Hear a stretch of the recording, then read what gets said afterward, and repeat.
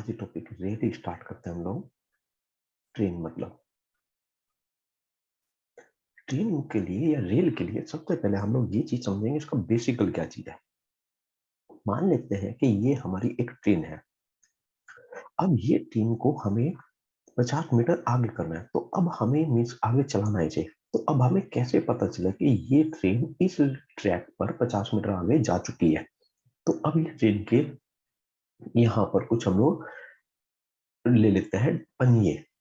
अब हमें कैसा पता चले, तो यहाँ पे ये क्या हो गया इंजन और ये हो गया इसका लास्ट डिब्बा।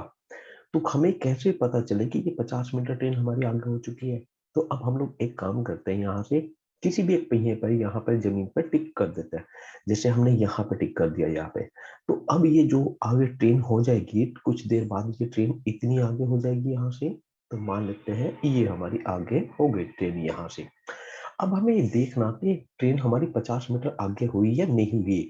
तो जहां पे हमने टिक लगाया था, वो जहां से वो हमारा लास्ट का सेकंड पहिया था, और जहां अब लास्ट का सेकंड पहिया है, तो यहाँ तक का अब हम लोग नापेंगे कि ये 50 मीटर हमारी हुई है या नहीं हुई है। 50 मीटर अगर ये है तो मानेंगे 50 मीटर ट्रेन आगे हुई। तो ट्रेन का आगे चलने का मतलब है यहाँ कि कोई जहां से चली है वहां पर टिक करेंगे, जहां तक पहुंची है वहां तक टिक करेंगे और उसको नापेंगे।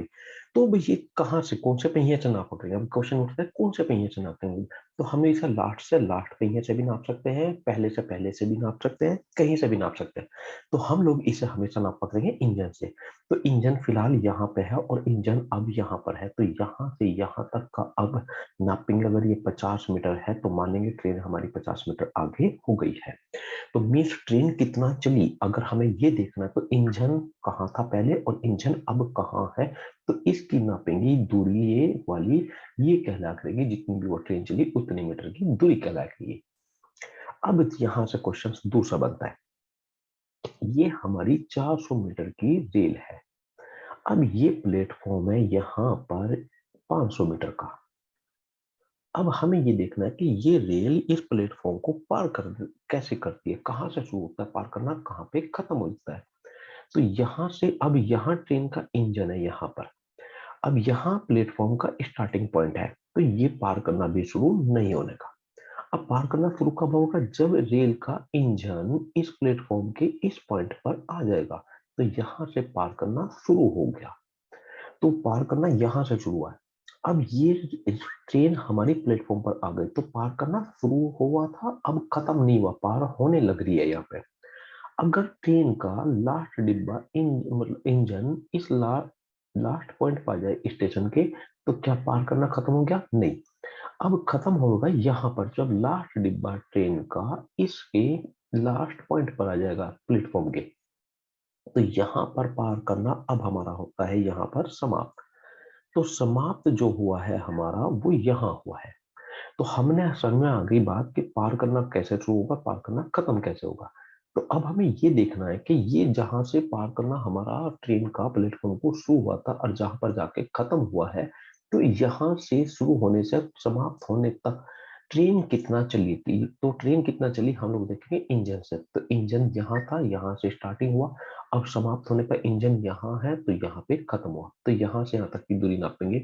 तो अगर हम यहाँ से यहाँ तक की दूरी नापे तो वो हमें पता ही है, यहाँ पे 500 है ही है। और यहाँ से यहाँ की दूरी नापेंगे तो ये लंबाई हमें पता है, पूरी रेल की लंबाई है, और रेल हमारी थी यहाँ पे 400 मीटर की। तो ये दूरी बन गई हमारी 400 मीटर की। तो जहां से स्टार्ट हुआ था पार होना और जहां पे खत्म हुआ है, ये टोटल मिलाकर दूरी हो गई हमारी 900 मीटर की दूरी हो गई है। तो इसको हम बोला करेंगे हमेशा कुल दूरी। अब ये को कितनी बना करेंगे हमेशा, तो जिस चीज को पार करा जा रहा है, तो ये प्लेटफॉर्म कह दो, कुछ भी चीज कह दो, इसे हम लोग वस्तु कह देंगे। तो वस्तु की लंबाई और जो ट्रेन पार कर रही है रेल, उसकी लंबाई, तो रेल की लंबाई, इन दोनों की लंबाई के बराबर हमेशा कुल दूरी यहाँ पर बना रहेगी कि ट्रेन को ने की कुल कितनी दूरी तय करी। तो खुद की लंबाई और प्लस वस्तु की लंबाई। तो अब हमारा सबसे पहला बेसिक पॉइंट यही बन गया कि कुल दूरी ट्रेन कितना चलेगी पार करने के लिए, जहां से पार करना शुरू होता है जहां पर पार करना खत्म होता है। तो कुल दूरी हमेशा कहला करेगी हमारी वस्तु की लंबाई और प्लस रेल की लंबाई। तो रेल कितना चलेगी, तो इसके लिए जो कुल दूरी बनती है हमारी, दो चीज से बनेगी, किस वस्तु को पार किया जा रहा है, वो चाहे प्लेटफॉर्म हो, चाहे वो कोई सुरंग हो, चाहे वो दूसरी रेल है, कुछ भी है। तो मीन्स वस्तु, जिस वस्तु को पार करा जा रहा है, और प्लस रेल की लंबाई जो सी रेल पार कर रही है, तो हमेशा इन दोनों की लंबाई के बराबर बनेगी, चलना पड़ेगा ट्रेन को। अब यहीं से हमारा क्वेश्चन अगला पॉइंट बनता है यहां से। अब ये रेल अगर इस प्लेटफॉर्म को पार करती है तो कितने समय में करेगी? तो रेल की लंबाई भी हम लोग देख लेते हैं यहां तक। तो मान लेते हैं हमारी रेल की लंबाई है, हमारी 400 मीटर है। अब ये 400 मीटर जो रेल की लंबाई है, यहाँ पर इससे पहले छोटी सी एक बात और समझ लेते हैं हम लोग। 400 मीटर जो रेल की लंबाई है, ये जो रेल है, मान लीजिए ये 50 मीटर प्रति सेकंड की चाल से हमारी चलती है। अब जो ये प्लेटफॉर्म है, ये पूरा हमारा यहाँ 600 मीटर का प्लेटफॉर्म है। तो इस प्लेटफॉर्म को पार करने के लिए कितना चलना पड़ेगा? तो ये अभी हमने समझा है कि कितना चलना पड़ेगा, मतलब दूरी कितनी तय करनी पड़ेगी रेल को। तो इंजन जब यहाँ पर आएगा तो पार करना शुरू, और जो लास्ट डिब्बा जब यहाँ आ जाएगा तो पार करना समाप्त हो जाएगा। तो जो कुल दूरी तय करनी पड़ेगी, तो इसके लिए हम लोग देखेंगे। तो यहाँ से यहाँ तक जाएगा तो 600, तो ये और प्लस ये वाली दूरी मतलब रेल की। तो हमेशा दूरी कहीं की होगी, जो दो वस्तुएं जिस वस्तु को पार करा जा रहा वो, और प्लस कौन सी चीज पार कर रही है, रेल। इन दोनों को मिला के हमारी बनेगी कुल दूरी। तो 600 प्लस 400 मतलब बन गया है हमारे पास में 1000। तो इस प्लेटफॉर्म को पार करने के लिए चलना पड़ेगा पूरा 1000 मीटर। तो चाल कितनी है हमारी, 500 की है, तो बटे ये बन गई हमारी 500, सॉरी 50 मीटर प्रति सेकंड की। तो ये बन गया है हमारे पास में 20 सेकंड में ये रेल इसको पार कर देगी। अब हमने एक चीज समझी थी यहाँ से, जो दूरी समय में भी समझा है हम लोगों ने, फिर से इस बात को समझते हैं। ये आदमी ए है और ये आदमी बी है। अब ये मान लेते हैं यहाँ 400 मीटर की इनके बीच की दूरी है। ए चलता है 25 मीटर प्रति सेकंड की चाल से चलता है, और बी चलता है 15 मीटर प्रति सेकंड की चाल से चलता है, और दोनों एक दूसरे के अपोजिट डायरेक्शन में चलते हैं, ए इधर और बी इधर। तो ये दोनों इसको कितने समय में पार करेंगे? अब हमें ये समझना है कि 400 मीटर की दूरी ए तय करेगा या बी तय करेगा। तो हमें पता है कि 400 मीटर की दूरी दोनों मिलकर तय करेंगे। तो दोनों ने तय करी है 400 मीटर की। तो दोनों एक सेकंड में कितना चलते हैं? 25 ये इधर से चलेगा, 15 ये इधर से चलेगा, तो दोनों एक सेकंड में जो चलते हैं वो 40 मीटर की दूरी तय करते हैं। और 400 मीटर की दूरी तय करनी है तो इनको लगेंगे 10 सेकंड। तो जब भी ये अपोजिट में चलेंगे, अपोजिट में चाहे वो रेल हो, आदमी हो, कोई भी चीज हो, तो अपोजिट में जो चलेंगी तो हमेशा चाल क्या हो जाएगी यहाँ पे, प्लस। तो मीन्स चालों का हमेशा क्या रहता है यहाँ पे, योग, क्योंकि इधर से ए चलेगा और इधर से बी चलेगा, दोनों मिलकर दूरी तय करेंगे। अगर ये प्रैक्टिकल्स हमारा हो जाए, यहाँ से ए, ये बी और एक ही दिशा में चलते हैं, तो मान लेते हैं यहाँ इनके बीच की दूरी है, यहाँ पे 60 मीटर की दूरी है। ये चलता है 15 मीटर प्रति सेकंड की चाल से, और ये चलता है यहाँ से 25 मीटर प्रति सेकंड की चाल से चलते हैं। दोनों एक ही डायरेक्शन में जा रहे हैं, ए और बी। तो हमें पता है कि ये 60 मीटर की दूरी कौन तय करेगा? ये सिर्फ ए तय करेगा। तो जितना बी चलेगा यहाँ तक के लिए, उतना ए तो चलेगा ही चलेगा यहाँ तक का। तो ए बी से 60 मीटर की दूरी अधिक चलता है। तो अधिक का मतलब होता है अंतर। तो दोनों के द्वारा चली गई दूरी का अंतर है 60 मीटर का। तो 60 मीटर की दूरी को क्या है, हमारे दोनों के द्वारा तय की गई दूरियों का अंतर। तो जैसे ही दोनों के द्वारा चली गई चालों का जो अंतर है वो है हमारा यहाँ 10। तो ये 10 से 1 सेकंड में जो दोनों की चालों का अंतर बनता है वो 10 बनता है। तो 60 मीटर का अंतर बनाना है तो ये लगेंगे हमारे यहाँ 6 सेकंड, यहाँ 10 सेकंड हमारे। तो मीन्स ये जो है वो क्या है, यहाँ चालों का अंतर, क्योंकि ये दूरियों का अंतर है तो चालों का अंतर, ये दूरियों का योग है तो चालों का योग। तो अपोजिट में चल रहे हैं, विपरीत दिशा में चल रहे हैं, तो चालों का क्या बनेगा हमारे पास में, योग बनेगा। और विपरीत दिशा में चल रहे हैं तो ये बनेगा हमारे पास में चालों का अंतर। तो ये बात हमें हमेशा ध्यान रखनी है। और चालों के अंतर में एक बात और हमें ध्यान रखनी है कि अगले वाले की चाल कम और पिछले वाले की चाल हमेशा ज्यादा रहेगी। अब यहीं पर एक पॉइंट और समझते हैं हम लोग यहाँ से। अगर हम यहाँ कुछ भी, हमारी मान लिया कि 7 किलोमीटर प्रति घंटा है, इस 7 किलोमीटर प्रति घंटा को अब हमें मीटर प्रति सेकंड में बदलना है। तो क्या करना पड़ेगा, किलोमीटर को अगर मीटर में बदलना है तो हमें पता है कि हमें 1000 की गुणा करनी पड़ेगी यहाँ से, और घंटे को सेकंड में बदलना है यहाँ, तो ये बटे में है तो बटे में ही हम लोग लिखेंगे। तो 1 घंटे को सेकंड में बदलना तो गुना 60, सॉरी मिनट में बदलना है, 1 घंटे को मिनट में बदलना तो गुना 60, और मिनट को सेकंड में बदलना है तो गुना 60। अब यहाँ से ये जो कैलकुलेशन है ये अब हमारी हमेशा के लिए फिक्स होगी, चाहे यहाँ पे 2 हो 3 हो कुछ भी हो, यहाँ कोई मतलब नहीं है इस बात से। तो हमारा यहाँ पे अगर मान लिया 17 है तो यहाँ भी 17 होगा, लेकिन किलोमीटर को घंटे में मीटर में बदलना है तो वही 1000, और घंटे को सेकंड में बदलना है तो वही 60 गुना 60। तो 2 जीरो से अब हमारी ये 2 जीरो कट गई है, तो 2 से काटेंगे 5 बार, 2 से काटेंगे इसे 3 बार, तो 5 ऊपर और 3 36 18 नीचे, तो हमेशा ये फिक्स हो गया हमारा यहाँ पे, मीन्स 5/18। अब यहाँ पे बेस बन गया हमारा यहाँ पे कि अगर किलोमीटर प्रति घंटे को अगर हमें मीटर प्रति सेकंड में बदलना है तो हमें गुना करनी पड़ेगी यहाँ पे 5/18 की। तो ऐसे ही अपोजिट में बात कर लेते हैं, यहाँ से मीटर प्रति सेकंड को अगर किलोमीटर प्रति घंटे में बदलना है तो करना पड़ेगा 18/5। अब इसी को सही हम लोग एक पॉइंट और बना लेते हैं अपना यहाँ से, अगर यहाँ मीन्स किलोमीटर प्रति घंटे को अगर हमें मीटर प्रति सेकंड में बदलना है तो यहाँ अगर यहाँ इसको जो गुना करनी पड़ती है वो 5/18 की गुना करनी पड़ेगी। तो मीन्स अगर मैं 18 ले तो 18 से 18 कटेगा तो ये हमारे पास आ जाएगा 5। तो यही से समझ में आ गया 18 किलोमीटर प्रति घंटा, और इधर बन जाएगा फिर हमारा 5 मीटर प्रति सेकंड। तो इसी को हम लोग रेशियो बना लेंगे यहाँ। तो मीन्स 18 किलोमीटर प्रति घंटा 5 के बराबर है, 18 दूनी 36 होगा तो यहाँ 5 दूनी 10 हो जाएगा। अगर यहाँ पे हम लोग 2.5 करेंगे तो यहाँ पे हमारे पास रेशियो बन जाएगा 9 का। तो ये हमारा रेशियो सेट हो गया 18 और 5 का। तो किलोमीटर में अगर 18 है तो मीटर प्रति सेकंड में बराबर होगा 5 के। अब नेक्स्ट क्वेश्चन की तरफ हम लोग चलते हैं यहाँ से। अब यहाँ से जो हमारे क्वेश्चन बनेंगे उन बेस की तरफ हम लोग बात करते हैं। तो पहला क्वेश्चन मान लिया ये बनता है हमारा, यहाँ से ये पहले रेल है हमारी, और ये रेल यहाँ सामने खड़ी हुई एक रेल है जो चल नहीं रही, वो खड़ी है। तो ये हमारी मान लिया 500 मीटर की रेल है, और ये जो खड़ी हुई है ये हमारी 300 मीटर की रेल है, ये खड़ी है। तो खड़ी हुई रेल या प्लेटफॉर्म या सुरंग या कुछ भी ऐसी चीज जो खड़ी है तो वो हमारी वस्तु के तरीके से काम करेगी यहाँ से। अब इस रेल की जो लंबाई है, जो चाल है, वो 40 मीटर प्रति सेकंड है। तो पहला क्वेश्चन ये बन जाता है कि यह रेल, जो रेल को ए नाम दे देते हैं, ए नाम की रेल इस प्लेटफॉर्म को, कि यह खड़ी हुई रेल को बी नाम की खड़ी हुई रेल हमने कह दी, इस खड़ी हुई रेल को कितने समय में पार करेगी। तो सबसे पहला बेसिक पॉइंट कि इस रेल को पार करने के लिए कितना चलना पड़ेगा। तो यहाँ से पार करना शुरू, और जब लास्ट डिब्बा यहाँ पर जाएगा पार करना खत्म। तो मीन्स जो दूरी बनती है वो हमेशा जो सी ट्रेन पार कर रही है उसकी लंबाई, और प्लस जिस वस्तु को पार करा जा रहा है उसकी लंबाई। तो दूरी हमेशा रहेगी रेल की लंबाई और प्लस वस्तु की लंबाई, जिस वस्तु को पार करा जाएगा उस वस्तु की, और रेल वो जिसे जो सी पार करेगी। तो ये दूरी बनेगी हमेशा, जिस पार करने के लिए जितना चलना पड़ेगा। इसे दूरी कह दो या लंबाई कह दो, हम लोग कितना चल रही हो। अब यहाँ से 500 तो इसकी लंबाई है और 300 इसकी लंबाई है, तो जो कल कुल चलना पड़ेगा वो हमें यहाँ पे 800 मीटर चलना पड़ेगा।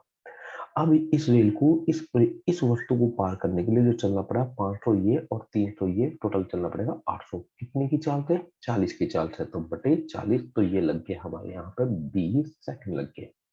अब दूसरा क्वेश्चन ये बन जाता है, यही रेल है हमारी, यहाँ से मान लिया ये रेल है हमारी 500 मीटर की है रेल यहाँ पे, और जो इसकी चाल है वो 40 मीटर प्रति सेकंड है।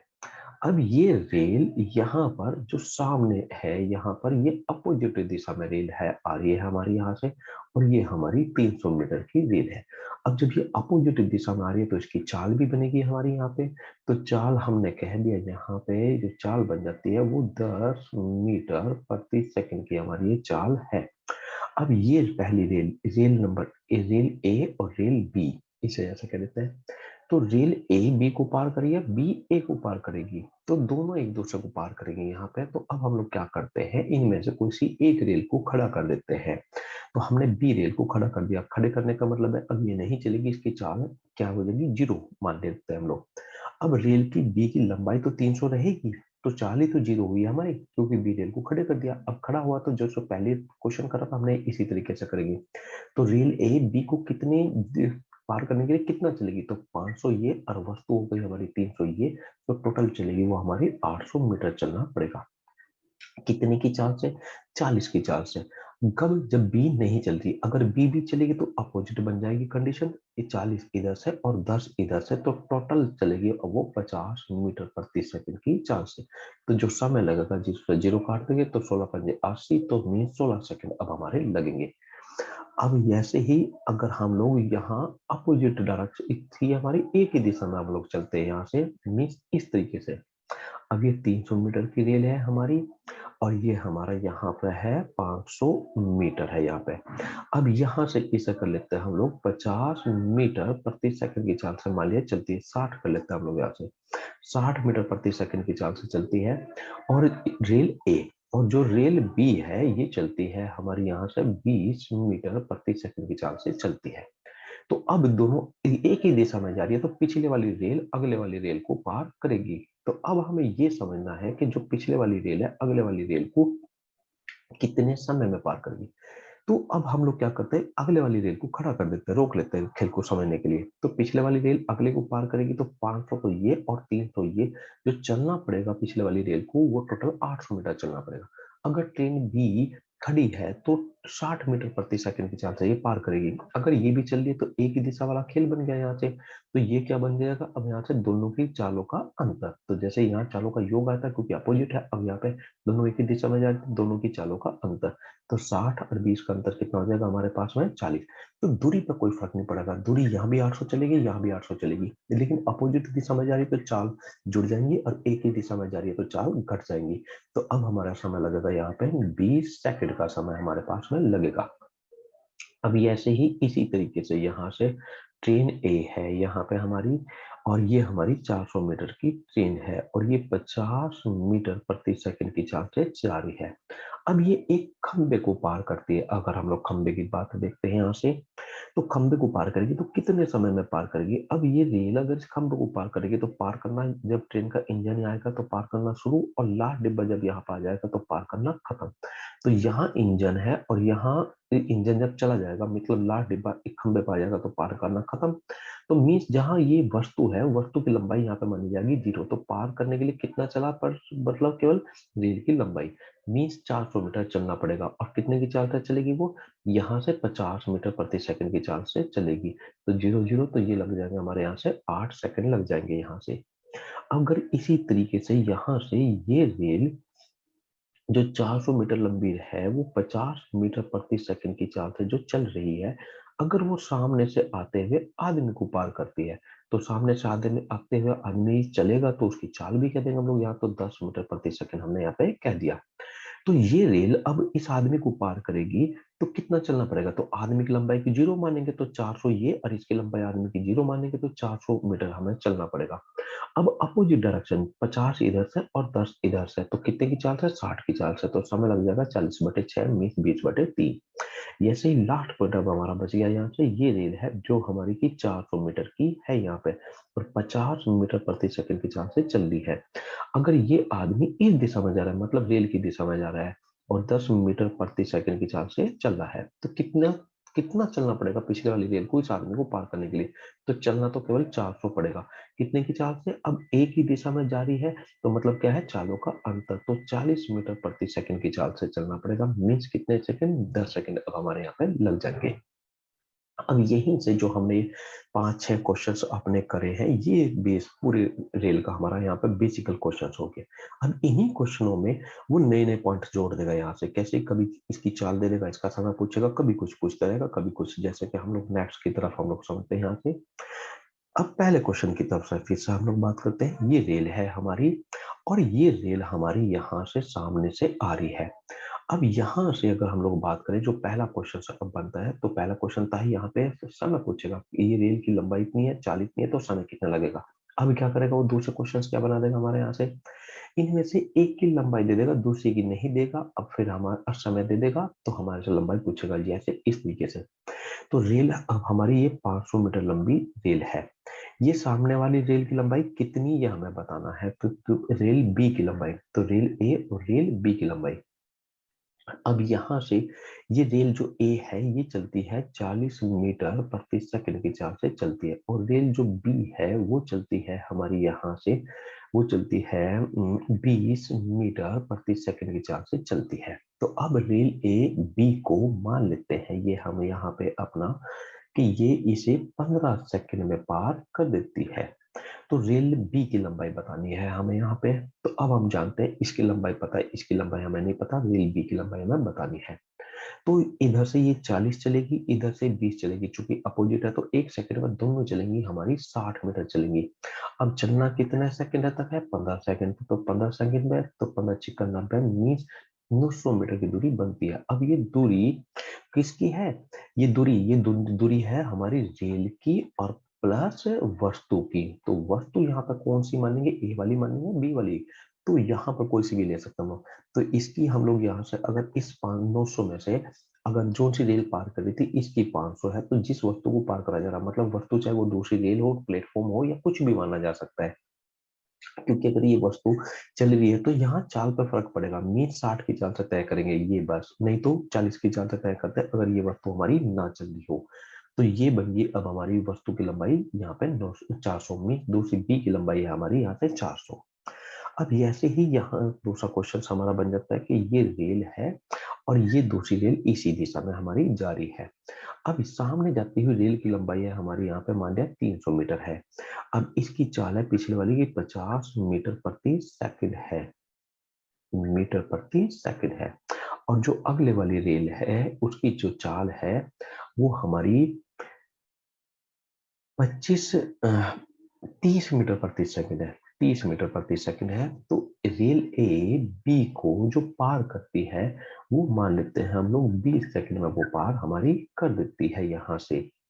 तो अब 20 सेकंड में उसे पार करने में लगे, तो रेल ए की लंबाई हमारी कितनी है, तो रेल ए की लंबाई हमें बतानी है। तो अब हम जानते हैं कि इसको पार करने में जो एक ही दिशा में जा रही है, 50 ये 30 ये, तो जो पार करेंगे तो चालों का अंतर, तो एक ही दिशा में पार करिए तो चालों का अंतर, और विपरीत दिशा में पार करिए तो चालों का योग। तो चालों का अंतर बन गया हमारे पास में 20 दोनों का, क्योंकि इसकी 50 है और इसकी 30 है। और कितना समय लगता है, 20 सेकंड लगते हैं यहाँ पे। तो 1 सेकंड में चलती है वो 20, और 20 सेकंड में चलेगी वो टोटल चलेगी हमारी 400 मीटर चलेगी। अब 400 मीटर की लंबाई हमारी दो चीज में डिवाइड हो जाएगी हमारी यहाँ। अब 400 मीटर में से यहाँ से 300 तो बी की लंबाई हो, तो ए की लंबाई हो जाएगी हमारी 100। जैसे तीसरे क्वेश्चन को अगर हम लोग ध्यान करें, यहाँ से ये रेल है, अब आदमी को पार कर रही है। अब रेल की जो लंबाई है वो चाल है वो 40 मीटर प्रति सेकंड है, और इसकी जो रेल आदमी जा रहा है जो अपोजिट दिशा में आ रहा है, इसकी चाल है 10 मीटर प्रति सेकंड, और एक दूसरे को ये पार कर देते हैं 15 सेकंड में। तो रेल की लंबाई हमें बतानी है कि रेल की लंबाई कितनी होगी। अब अपोजिट दिशा में जा रही तो चालों का योग मीन्स 50 मीटर चलेंगे। अब कितने सेकंड तक चलेंगे, 15 सेकंड तक चलेंगे, तो 15 75, तो मीन्स 450 मीटर की दूरी। अब यहाँ से आदमी की तो लंबाई यहाँ पे जीरो कहलाएगी, क्योंकि आदमी चलेगा लेकिन उसकी लंबाई जीरो कहलाएगी, तो रेल की लंबाई ही बनेगी। तो रेल की लंबाई बन गई हमारे पास में 750। अब ऐसे ही चौथा क्वेश्चन अगर हम लोग लेंगे, एक ही दिशा में जाने का, मीन दोनों एक ही दिशा में जा रहे हैं, 10 मीटर प्रति सेकंड के चाल से चल रहा है, और रेल की लंबाई बतानी है, और जो इसकी चाल है 40 मीटर प्रति सेकंड है, और 15 सेकंड ये एक दूसरे को पार करने में ले रहे हैं। तो एक ही दिशा में जा रहे हैं तो चालों का अंतर मतलब 30, और 10-15 सेकंड तक चले हैं तो मीन 450। तो रेल की लंबाई बन गई है अब हमारी यहाँ पे 450। तो पहले क्वेश्चन ये थे जिसमें समय पूछ रहा था, दूसरा क्वेश्चन वो ये पूछेगा हमारे से जिसमें वो हमारी लंबाई पूछेगा, और तीसरा क्वेश्चन वो पूछेगा जिसमें वो हमारी चाल पूछ देगा, या एक चाल पूछेगा यहाँ से। मीन्स जैसे यहाँ पर पहले क्वेश्चन की हम लोग बात करते हैं, 400 मीटर लंबी अब हमारे यहाँ रेल है। अब जो दूसरी रेल है इस रेल ए कह देते हैं, इस रेल हम लोग बी कह देते हैं। अब ये हमारी 300 मीटर लंबी रेल है। अब रेल ए की जो चाल है वो हमारी है यहाँ से 50 मीटर प्रति सेकंड है। तो बी रेल की चाल हमें बतानी है अगर ये एक दूसरे को पार कर रही है, 10 सेकंड के अंदर पार कर रही है। तो रेल की चाल बतानी है तो चाल छोड़ देते हैं, क्योंकि एक की पता है दूसरे की नहीं पता है, तो जो चीज हमें बतानी हो उसे छोड़ देंगे हम लोग यहाँ से। तो रेल की लंबाई है 400, यहाँ से 300, यहाँ से तो चलना पड़ेगा टोटल 700। अब कितने समय में गए हैं ये, हम 10 सेकंड में चले हैं, यहाँ से 10 सेकंड लगते हैं, हम तो 10 सेकंड बटे 10 करेंगे तो मीन्स एक सेकंड में कितना चलते हैं, तो एक सेकंड में चलते हैं 70 मीटर प्रति सेकंड। अब जो ये 70 आया है ये क्या है, यहाँ चालों का योग आया है, क्यों, अपोजिट डायरेक्शन में दोनों यहाँ पे चल रही है, तो चालों का योग आया है। तो इसमें से एक की हमारे हमारे पास है 75 है, 50 है, तो दूसरे की हमारे पास बच जाएगी फिर यहाँ पे 20। तो क्योंकि चालों का योग है तो बी की जो चाल आएगी 20 मीटर प्रति सेकंड, वो हमारी चाल बन जाएगी। जैसे ही यहाँ पर अगर अपोजिट मीन्स एक अपोजिट दिशा में ऐसे चले, एक आदमी चले और ये एक ट्रेन चले यहाँ से, तो ट्रेन की जो लंबाई है मान लिया 300 मीटर है, और जो ये चलता है ये चलता है हमारा 25 मीटर प्रति सेकंड की चाल से। तो आदमी कितने की चाल से जा रहा है, मीन्स अपोजिट डायरेक्शन में, विपरीत दिशा में, तो अगर उसे लगते हैं यहाँ पर हमारे 5 सेकंड लग का समय लगता है, तो चलना कितना पड़ेगा, 300 चलना पड़ेगा यहाँ से, कितने, 300, क्योंकि आदमी की लंबाई तो यहाँ पे जीरो मानी जाएगी, दूरी जीरो मानी जाएगी आदमी की, तो कितना समय लगता है, 5 सेकंड, तो एक सेकंड में कितना चलेगा, बटे 5, तो इसे काटेंगे यहाँ से, कितना आ गया हमारा यहाँ से, मतलब 60 आ गया यहाँ पे। तो ये 60 क्या आया है, चालों का योग दोनों का, तो मीन्स ये इधर से चलेगा और ये इधर से, दोनों विपरीत दिशा में चलेंगे। तो 25 इसमें से आदमी की अगर चाहे उसकी ट्रेन की चाल है, तो जो आदमी की चाल हो जाएगी वो हो जाएगी हमारी 35 मीटर प्रति सेकंड। अब तीसरा क्वेश्चन लेते हैं। अगर ये यहाँ ये दूसरा क्वेश्चन और ये हमारा पहला क्वेश्चन चलता है, अगर दोनों ट्रेन एक ही दिशा में जा रही है यहाँ से, जैसे इसकी चाल, इसकी लंबाई आ गई 400 मीटर प्रति सेकंड और इसकी आगे हमारे पास में 500 मीटर प्रति, वो सॉरी 400 मीटर लंबी, 500 मीटर लंबी, रेल ए और रेल बी। अब रेल बी की जो ए की जो लंबाई वो चाल है हमारी यहाँ से 40 मीटर प्रति सेकंड है, यहाँ से इसकी चाल, और यहाँ से जो बी, ये एक दूसरे को पार कर देते हैं, ये पार करते हैं यहाँ से 30 सेकंड में, ये एक दूसरे को पार कर देते हैं। तो यहाँ अगर देखें तो ए ट्रेन बी को पार करने में जो टोटल चलेगी वो 900 मीटर की दूरी तय करेगी, कितने सेकंड में तय करेगी, 30 में, तो बटे 30 करेंगे तो एक सेकंड में कितना चलेगी, तो काटेंगे तो ये बनेगा 30 मीटर प्रति सेकंड। अब ये जो आया है ये क्या है, चालों का योग है, अंतर, तो एक ही दिशा में चलते तो हम जानते हैं चालों का अंतर है, तो चालों का अंतर है, और अंतर का मतलब है एक की चाल ज्यादा दूसरे की कम, तो पिछले वाली चाल की हमेशा चाल ज्यादा तो अगले वाले की कम, तो इन दोनों की जो चालों का अंतर आना है वो 30 आना है, जिसमें पिछले वाले की ज्यादा होनी चाहिए और अगले वाले की कम। तो 30 का अंतर रखना है, पिछले वाले की कंफर्म हमें 40 है तो अगले वाले की हमें 10 मीटर प्रति सेकंड रखनी पड़ेगी, तभी तो अंतर हमारा 30 का बनेगा यहाँ से। अब यहाँ से लेते हैं क्वेश्चन नंबर 4 हम लोग यहाँ से। अब ये इसकी जो चाल है यहाँ से, जो पिछली रेल है इसकी जो लंबाई है वो कह देते हैं हम लोग यहाँ से 200 मीटर रेल की लंबाई है। अब यहाँ से आदमी जा रहा है यहाँ से उसी की दिशा में, तो आदमी जाए तो आदमी की चाल अगर हमने कह दिया यहाँ से 15 मीटर प्रति सेकंड है, तो एक दूसरे को 8 सेकंड में ये पार कर देते हैं। तो यहाँ रेल की चाल बतानी है हमें कि रेल की चाल हमारी कितनी है। तो अगर एक ही दिशा में जा रहे हैं तो चलना कितना पड़ेगा, 200, इसकी लंबाई तो जीरो, तो टोटल चलना पड़ेगा हमें 200, कितने सेकंड में चलना पड़ेगा, 8 सेकंड में, तो एक सेकंड में कितना चलना पड़ेगा, 25 मीटर प्रति सेकंड चलना पड़ेगा।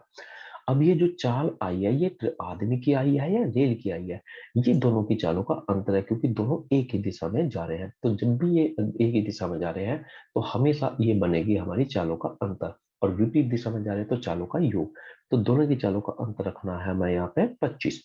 अब 25 अंतर का मतलब क्या है, एक की चाल ज्यादा है दूसरे की चाल कम, तो अगले वाले की चाल अगर 15 है तो पिछले वाले की का अंतर अगर 15 का 25 का बनाना है तो 25 ज्यादा होनी चाहिए, तो पिछले वाले की ओर बढ़ेगी 25 जमा 15 मीन 40 मीटर प्रति सेकंड। अब ये हमारे सारे इस तरह के सारे क्वेश्चंस बनेंगे यहाँ पे। अब जो नेक्स्ट क्वेश्चंस बनाएगा इन्हीं में कंडीशन जोड़ेगा और हमारे क्वेश्चंस तैयार हो जाएंगे।